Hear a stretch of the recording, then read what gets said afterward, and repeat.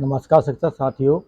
तो साथियों, जब भी आप किसी नए छात्र का एडमिशन कर रहे हैं और आप देखते हैं कि जब उसकी समग्र आईडी आप प्रविष्ट करते हैं तो समग्र आईडी प्रविष्ट करने के बाद में छात्र का नाम तो लिखा आता है, लेकिन उसके माता पिता का नाम यहाँ पे लिखा नहीं आता है और इसके अभाव में उसका एडमिशन हो नहीं पा रहा है। साथियों, ये एक गंभीर समस्या है ये। तो इस समस्या को हम कैसे सुधारें, कैसे उसे हम सॉल्व करें, ऐसा क्या करे कि उसका नाम, उसके माता पिता का नाम यहाँ पर ऐड हो जाए और उसका एडमिशन हो जाए। तो साथियों, इसी समस्या के समाधान के बारे में मैं आपको जानकारी बताऊंगा, इसलिए वीडियो को अंत तक पूरा देखिए। तो चलिए वीडियो को शुरू करते हैं।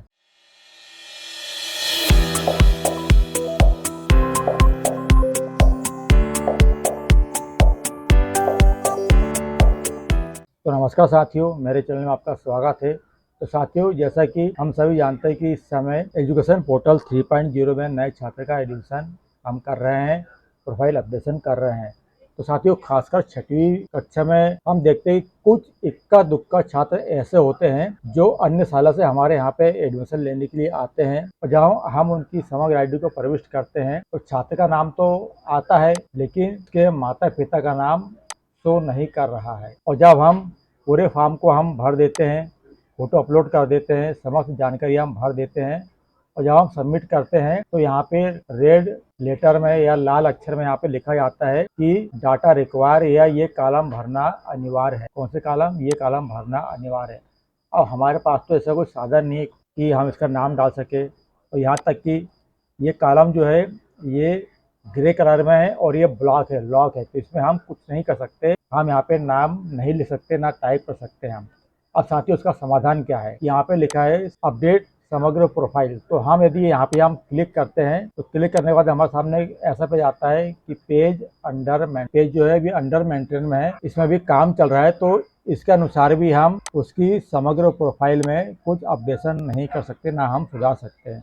अब इसके लिए क्या समाधान साथियों? इसके लिए समाधान यही है कि हमें उस छात्र की समग्र केवाईसी करना पड़ेगा। तो इस प्रकार से समग्र पोर्टल में उसकी केवाईसी करना पड़ेगा और उसके आधार को समग्र आईडी से लिंक करना पड़ेगा।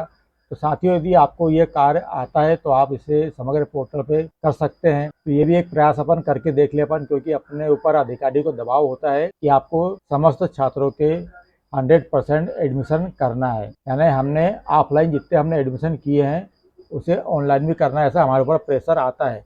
लेकिन इस बात को अधिकारी मानते नहीं, समझते नहीं हैं।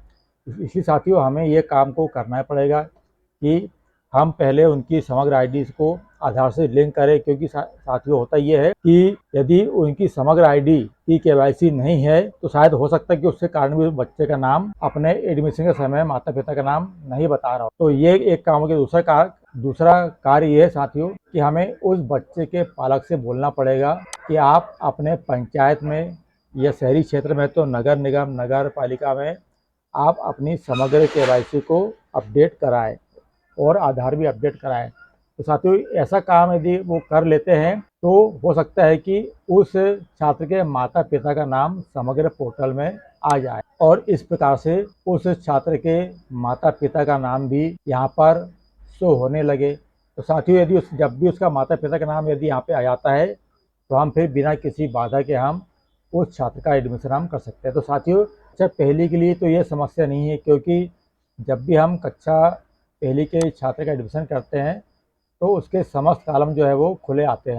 यहाँ पे छात्र का नाम भी आता है, हिंदी में नाम लिखने के लिए भी आता है और यहाँ तक कि उसके माता पिता का नाम भी आता है यदि उसकी केवाईसी अपडेट है तो।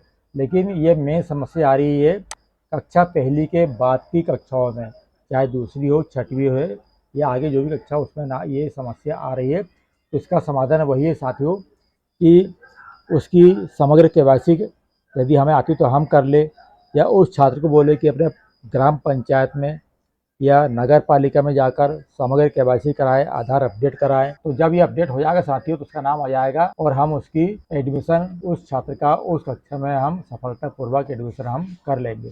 तो साथियों, इस प्रकार से आज का ये छोटा सा वीडियो था कि छात्र के माता पिता का नाम नहीं है तो हमें किस प्रकार से एडमिशन करना है, उसको समाधान क्या निकालना है। तो साथियों, आज के लिए इतना ही। वीडियो पसंद आए तो वीडियो को लाइक जरूर कीजिए, चैनल को सब्सक्राइब जरूर कीजिए। अब मिलते हैं अगले वीडियो में, तब तक के लिए आप सभी को मेरा नमस्कार।